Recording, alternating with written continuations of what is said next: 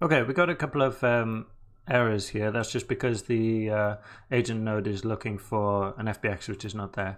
But that's fine. We'll look at that in a moment. What I want to do first of all is use one of the characters here, the mocap biped 3, to set this to T-pose, and just look at the very basic setup, the predefined setup they've got on Houdini for ragdolls, right? So I'm just going to put this in a T-pose, leave it in place animation. Doesn't really matter. We're not we don't care too much about the animation for this, right? So I'm just gonna do this as a test to look at the very bare bones of what you need for a ragdoll simulation. Okay, so just create another geometry here, same as before. Set up, grab an agent, FBX, and then just go and find, oops, not FBX, sorry, character rig. Grab that mocap biped, just leave it all at default, and then so the two nodes which set up everything that we need are the agent, configure, joints, and a collision layer. So I'm going to start with the collision layer.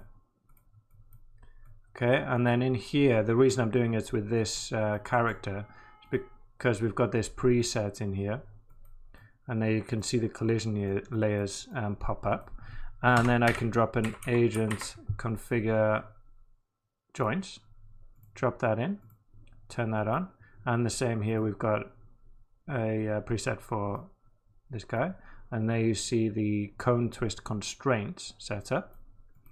And then if I just drop down a test simulation ragdoll, just connect that up, so there's literally 4 nodes, 4 SOP nodes, and we should have a working simulation. And there we go. Okay, I put that, yeah, it's on real time already. Right, so there you go, we've got the ragdoll simulation working. The reason I showed you that is it's just a good idea to, if you're having problems or you've got weird simulations or weird results from your simulation, it's good to look at this as a reference, okay, just for basic, you know, does my setup look similar to this, right? So the collision layers, we have capsules in this case for each body part. So you go around your rig and choose. You don't need to create a shape for every bone. So for example, here in our rig, I think we've got bones, you know, separate bones for the fingers. You know, that's not necessary. It's up to you how detailed you want to go, and also how much your computer can take. But this is fine, you know, for most simulations. One for the hand, one for the feet, one for the thighs and the lower legs, maybe 1 or 2 for the torso, right? You can use a capsule or a box, as you can see here, or a sphere, this one's stretched out, or custom. You can bring in your own geometry as a collision layer. So we're using these this geometry because that's how Bullet works, right? Bullet needs convex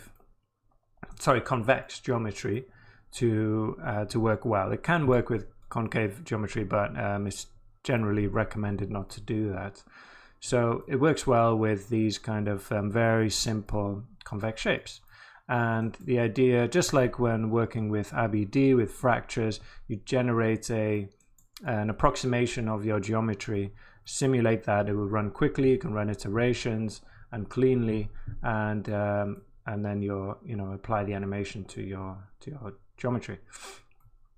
So there we have the object. So without that, if we try and simulate it, I think we'd get something quite weird.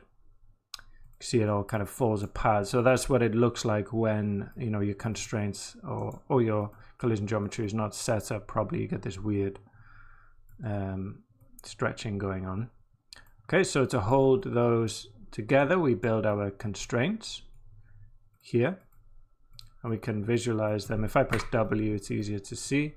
So you can see, for each constraint, we're connecting 2 bones, and we've got a kind of cone. They're called cone twist constraints, and they allow the joints to move within this perimeter. Okay, so you've got control over how much it can move around in there, and also you have control over the twist. So this bone can spin around this much within this on this axis, right?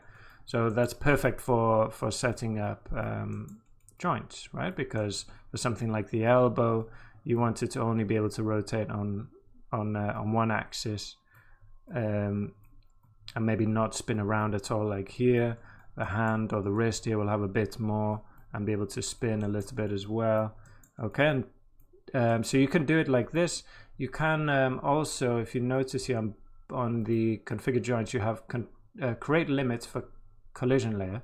So what this does is takes in, if you have a few animation clips connected, it will use those. You just click on this and it does it all for you.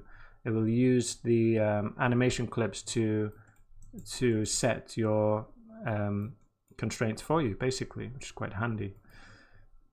Great. Okay, so obviously we need to set this up by ourselves, and I'm not going to use this setup. I'd like to do it. I prefer to do it myself and have a bit more control.